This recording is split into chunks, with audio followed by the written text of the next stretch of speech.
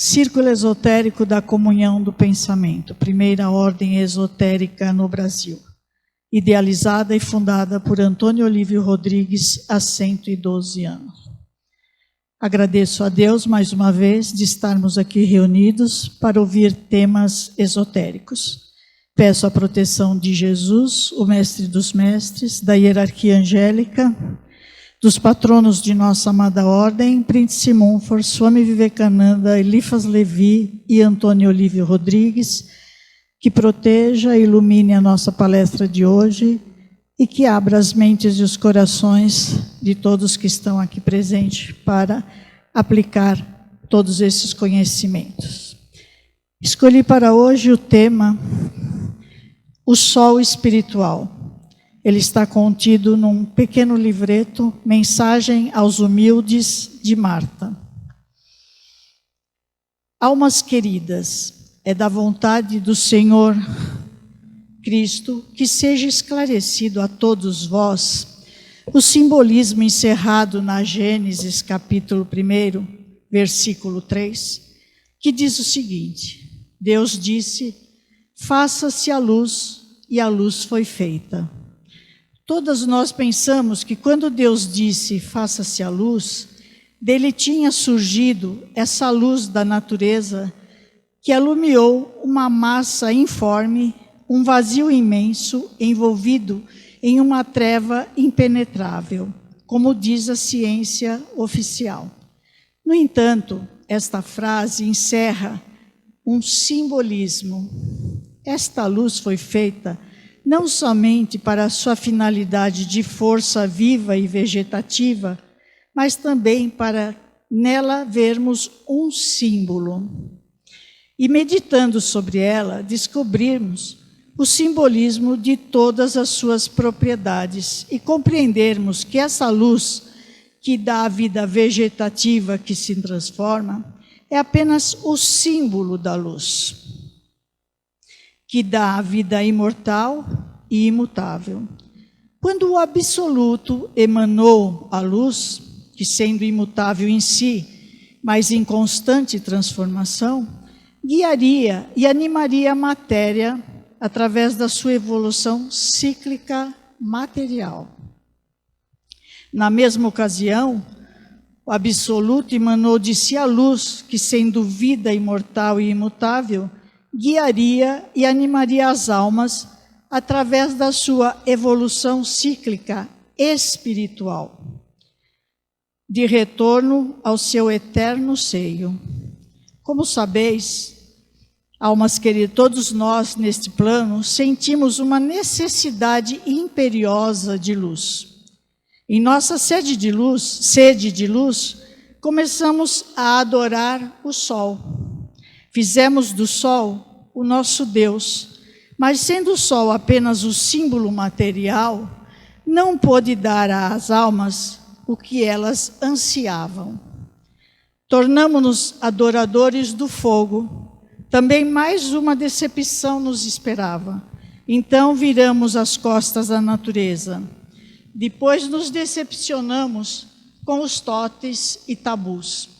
E enveredamos em busca dessa luz pelos caminhos que foram sendo abertos pelos nossos pensamentos, através das meditações e observações.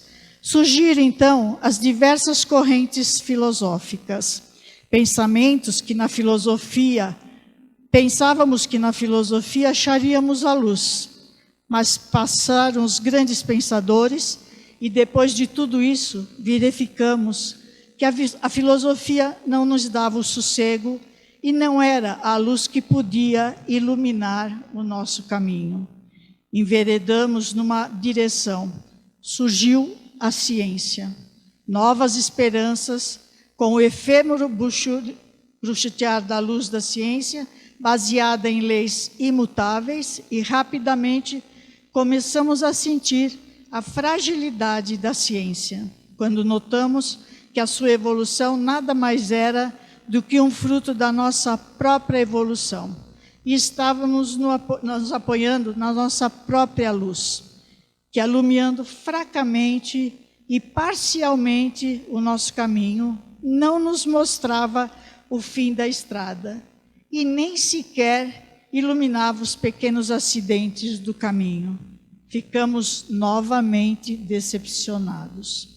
Então fizemos como a criança, que quando não consegue abrir uma porta, põe-se a dar pontapés. Foi assim que apareceu a era do ateísmo e do materialismo, que examinando e observando calmamente, verificamos nada ter em si de científico ou verdadeiramente filosófico. E suas palavras não conseguiam ocultar o despeito do impotente, que não podendo achar a luz que procurava, vinga-se, querendo negar a existência dessa mesma luz. No entardecer do século passado, começamos a olhar novamente para o sol, ao qual havíamos voltado as costas, e demos então um novo grito rumo à natureza. Começamos já nos servindo do cabedal de experiências que adquirimos através dos séculos e examinar o sol cientificamente e dar-lhe o valor que ele merece no concerto das criações. Os animais também, em lugar de adorados, foram observados e estudados mais profundamente. Surgiu a era da fisiologia, como funcionavam os organismos. Depois, meditando sobre os fenômenos que iam desvendando no tesouro inesgotável da natureza, o cientista voltou novamente a ser filósofo e apareceu a filosofia científica. Agora já está se aproximando rapidamente o momento das revoluções ideológicas, que irão coincidir com as revoluções cósmicas, sísmicas e sociais. Mais um avanço e surgirá a religião científico-filosófica, da qual já está sendo em prenúncio a obra científica, provando com provas objetivas a imortalidade da alma. Cientificamente, através da fisiologia, cuja obra foi aprovada, tanto a sua tese como seus argumentos, pelo sábio cientista e filósofo Albert Einstein, nome mundialmente conhecido. Esse esforço todo, através dos séculos, não foi despendido somente devido ao nosso anseio da busca da luz? Sim, porque a alma sabe que, assim como há um sol que dá luz, calor e vida à natureza material, deve fatalmente existir um sol que dê calor, vida à natureza espiritual de que somos constituídos. Porque, como diz o axioma, o que está em cima é como o que está embaixo. Mais um passo dado na evolução, todos saberão que são almas imortais, realizando-se assim o simbolismo precursor da era da fraternidade, sobre a qual o mestre disse: o lobo dormirá junto do cordeiro. O lobo é a ciência oficial que nega, maltrata e critica tudo que não tenha recebido o seu selo. E o cordeiro é a religião humilde e paciente, que confiante espera o dia em que o lobo não mais o agredirá. Ele disser: a alma é imortal. Há duas naturezas, uma espiritual e outra material.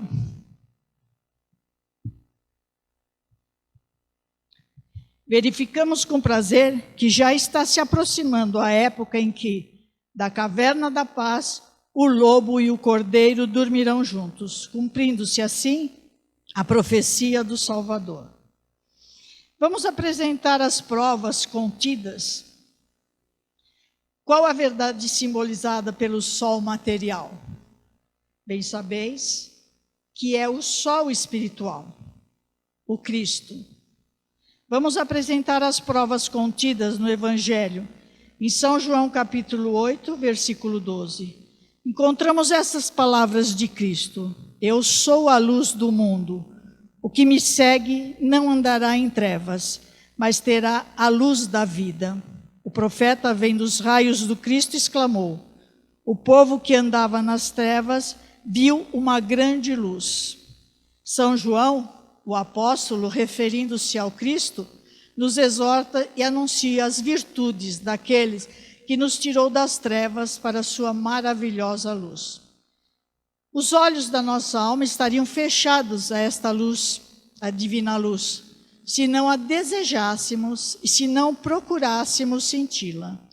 Quando começa a identificar-se o nosso anseio de luz, precipia-se para nós e desfia-se em rosário de decepções e desilusões, até quando, inquietos e carregados de aflições, nos lembramos de que o Mestre disse: vinde a mim os aflitos. Assim sempre foi e será o nosso trilho na alma buscadora, porque o divino desejo da luz não poderá ser satisfeito por luzes artificiais ou reflexos da verdadeira luz, porém coloridos e alterados por prismas intermediários. E além disso, o Senhor Cristo é quem quer encarregar-se da nossa iluminação. Para tanto ele disse: estarei convosco até a consumação dos séculos. É claro que o Senhor Cristo, que é o sol espiritual, não se ofereceu em holocausto para agora ficar por toda a eternidade de braços cruzados, deixando friamente as almas se satisfazerem com as falsas luzes que as ofuscam momentaneamente. Nem ele delegaria a terceiros a sua bendita tarefa, o seu divino Dharma. Ele é o único que nos pode dar, e nós, almas, somos as únicas que podemos conquistá-la, desde que façamos o esforço que nos compete fazer. A nossa união com o Senhor Cristo, a fim de que Ele possa iluminar-nos, a nossa união com Ele, cuja atividade abrange todo o mundo, com Ele, que reside no coração da humanidade, não pode ser uma união passiva.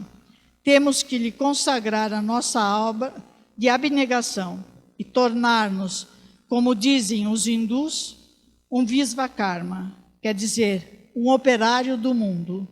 Temos de trabalhar para todos. Ao dizer para todos, não queremos referir-nos a um número instável de indivíduos.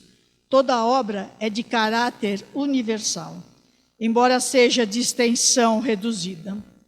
Essa obra é tida na conta de uma realização do Vivakarma, o operário do mundo que por todos querem trabalhar.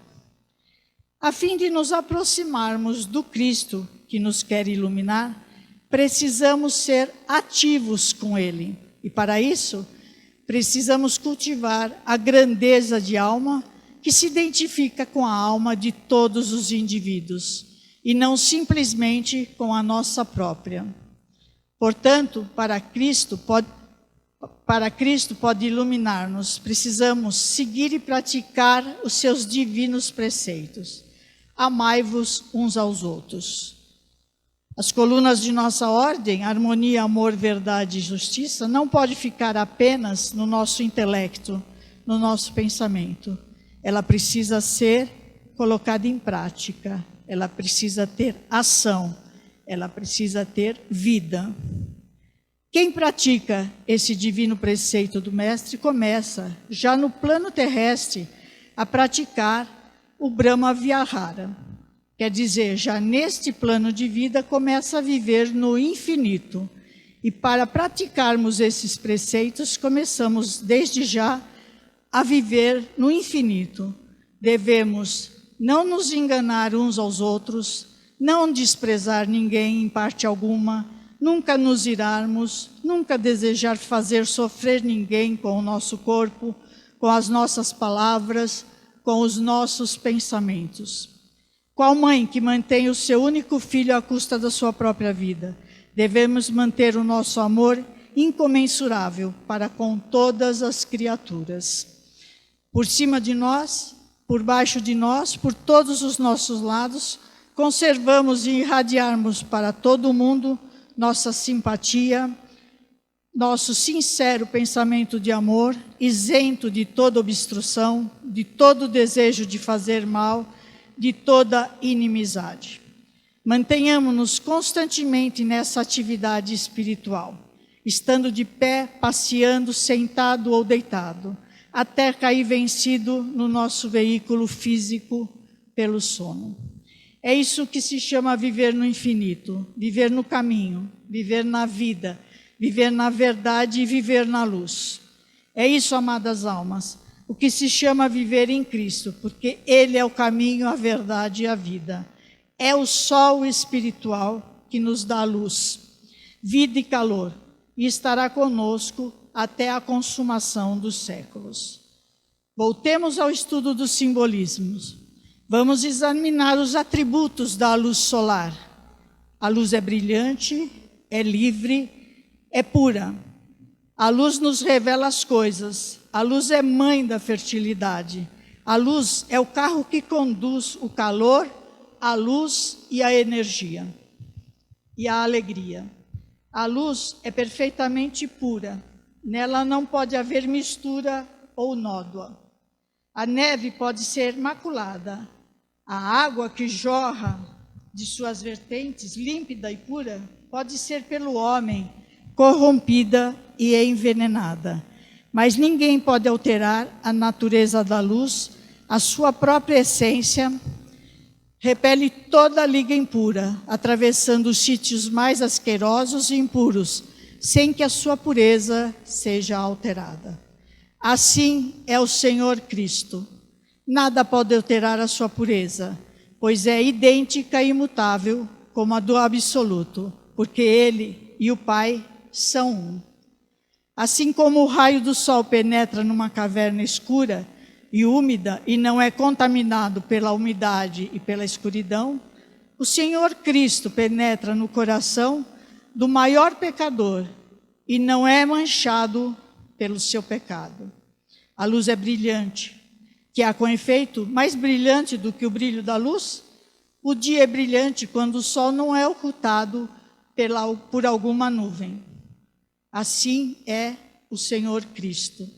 Ele brilha com a glória do Pai. Ele reúne, como em uma só constelação, todas as perfeições divinas. Ele resplandece no atributo do absoluto. O tempo mais brilhante para nós, almas, é quando o Senhor Cristo está ou é sentido mais perto de nós. A página mais brilhante é aquela que melhor nos faz conhecer o Senhor Cristo. A conferência, o sermão, a palestra, a mensagem mais brilhante, ela é aquela na qual mais se fala do Senhor Cristo. A vida mais brilhante é aquela da alma que mais pratica e segue os preceitos do Senhor Cristo.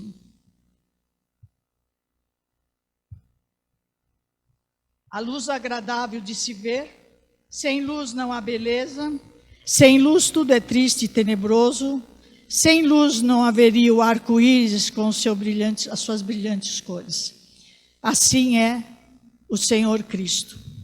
Da mesma forma que a luz faz agradáveis à vista os objetos, o Senhor Cristo, com sua luz divina, nos torna agradáveis e belos, de tal forma que as outras almas são atraídas e se congregam em torno de nós, para termos oportunidade de cumprir o seu divino preceito.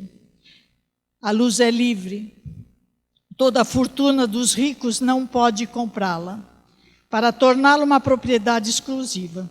A habilidade dos industriais pode imitá-la, mas não igualá-la e produzi-las. Os trabalhos dos artistas não são capazes de adquiri-la. O infeliz e o pobre, por mais miseráveis que sejam, não podem ser privados dela, de onde quer que venha. Ela voa sobre as asas da liberdade, ilumina santos e pecadores, pobres e ricos, doura as cidades, montanhas, vales e campinas. Assim também é o Cristo Senhor. Eternamente livre, ilumina a todos o ser que livremente quiser ser iluminado. Então, dentro da alma, ele diz: faça-se a luz, e a luz é feita, porque a luz é Ele próprio. A luz nos revela todas as coisas. Durante todo o tempo em que as trevas nos envolvem, nos movemos inquietos. Há um abismo em nossa frente. Uma flecha está prestes a ser atirada sobre nós. Porém, nada vemos. Mas aparece a luz e os perigos ficam patentes e podemos evitá-los. Assim é o Senhor Cristo. Ao esplendor dos seus raios, o mundo deixa cair a sua máscara de ilusão. E podemos evitar a sua mão, que no escuro procura fazer-nos beber a taça envenenada dos prazeres efêmeros e mesquinhos. O sol se mostra em sua própria luz. Assim é o Senhor Cristo. Não se limita a nos mostrar o perigo.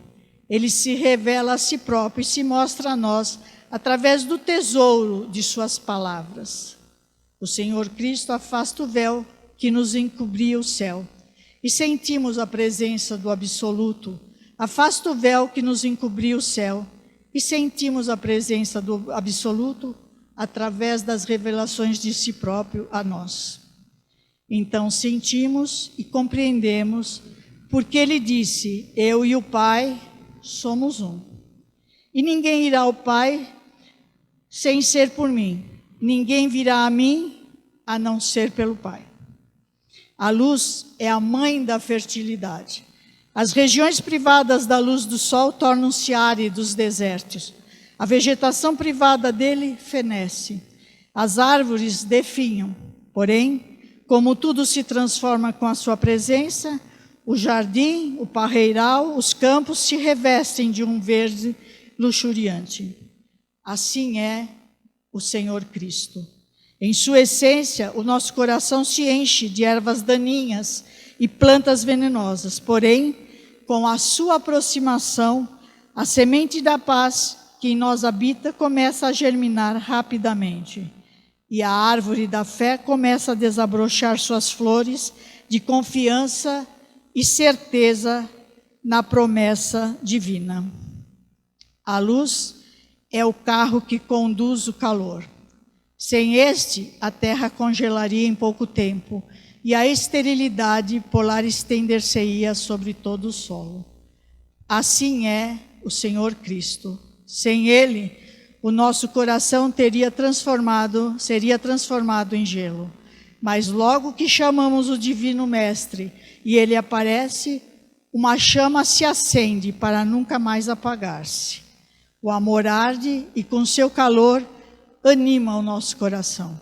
É esse o fogo que enche-nos de heroísmo e perseverança, o verdadeiro instrutor espiritual, os mensageiros do Mestre, o zeloso pastor e o ativo missionário. E onde surgem esses missionários do Senhor Cristo, vemos almas já apoucadas, indiferentes e calejadas pela decepção, serem estimuladas, novamente atraídas para a luz divina, para a verdadeira vida de paz e verdade. A luz é a alegria. Nas grandes invernésias em que não vemos o sol, o ambiente fica triste e a monotonia nos invade, enchendo-nos de uma nostalgia melancólica. Sentimos tudo úmido, um desconforto, um mal-estar se apodera de nós. E a luz artificial não consegue diminuir a tristeza insidiosa que lentamente nos invade. Porém, como nos sentimos felizes quando a neblina densa e fria se dissipa e o sol, generoso e bom, ao amanhecer penetra em seu raiozinho através de uma fresta de nossa janela. Depois, debruçamos pela janela, vemos as flores, a relva e até a serra distante, recortada no horizonte azul, impregnada da mesma alegria e conosco irmandada na mesma felicidade. Raras são as almas que deixarão de receber esta lição divina que o livro da natureza nos oferece durante a nossa passagem temporária por esse plano terrestre. Assim também é o Senhor Cristo. Como sabeis, é mais lúgubre e triste, sem ponto de comparação, a alma privada da luz do sol espiritual.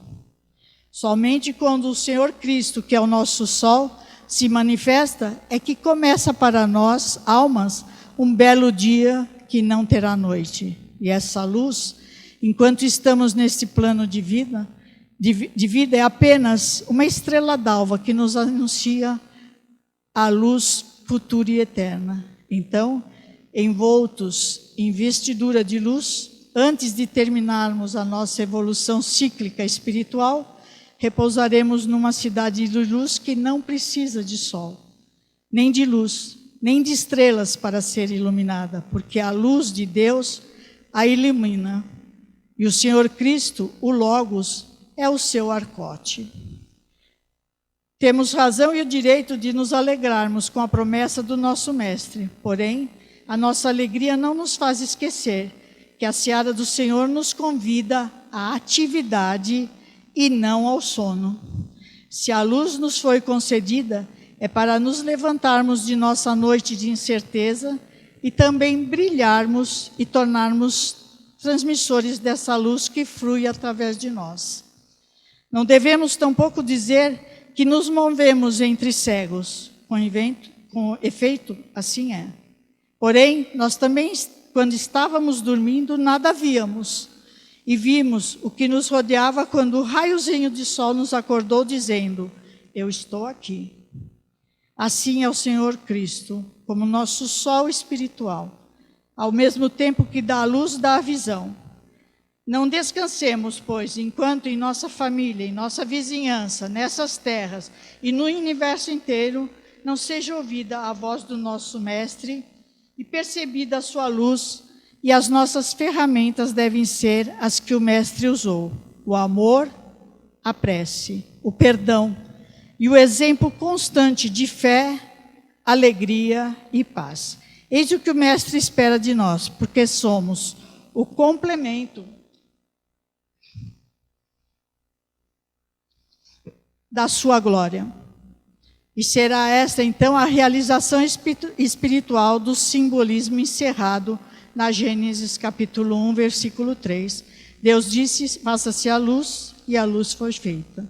O mistério do Gólgota, o impulso do Cristo, a luz, o sol espiritual, penetrou no desenvolvimento da Terra, inicialmente no desenvolvimento da humanidade, o que agora está unido a ela. As pessoas dizem que não o veem. Sim, elas não poderão vê-lo, enquanto estiverem enganadas sobre o próprio ser humano, enquanto olharem algo totalmente diferente do que o ser humano realmente é, um ser espiritual, um ser imortal. Quando isso não for mais teoria, mas apenas uma realidade anímica, sentida vivamente, que nos habilite a ver algo suprassensorial no ser humano, nesse momento estaremos nos educando na habilidade de perceber o impulso do Cristo entre nós, em toda parte, para podermos dizer com toda certeza: não o procurem pelos gestos exteriores, ele está dentro de cada um de nós. Mas a humanidade deveria desenvolver a modéstia e a humildade de acreditar que realmente é necessário muita coisa para a preparação de uma consciência que de antemão veja no ser humano em toda parte um ser espiritual suprassensorial. Enquanto falarmos disso teoricamente, nada será feito. Somente quando acreditarmos que acharmos um absurdo acreditar que aquilo com que nos deparamos é o verdadeiro ser humano, somente então estaremos na condição anímica de perceber o verdadeiro ser humano. Em tempos pré-cristãos, veremos que os mensageiros de Deus desciam de forma visível para a terra e revelavam-se ao homem, se faziam perceptíveis para eles. O maior mensageiro que Deus desceu à terra, o Cristo, o ser solar, o sol espiritual, a se revelar no maior acontecimento da terra. Agora vivemos no período de revelações de Micael. Ele não mais se impõe ao homem, porque o homem começou a desenvolver a liberdade. É necessário termos um novo estado de consciência. Fala-se de ideais humanos. Realmente, esses ideais não são nada, são somente palavras. A humanidade precisa de um novo estado de alma, mudar a disposição espiritual. Esses ideais hoje deverão ser realizados. Eles terão que ter atos, atitudes, trabalho, ação. Só pensar, idealizar, nos enfraquece. Precisamos apelar à força de Micael e crermos que a vinda do Cristo é um fato do mundo sensorial e também um fato suprassensível, o impulso do Cristo. Não haverá remédios políticos, econômicos ou espirituais tirados de farmácias do desenvolvimento histórico antigo.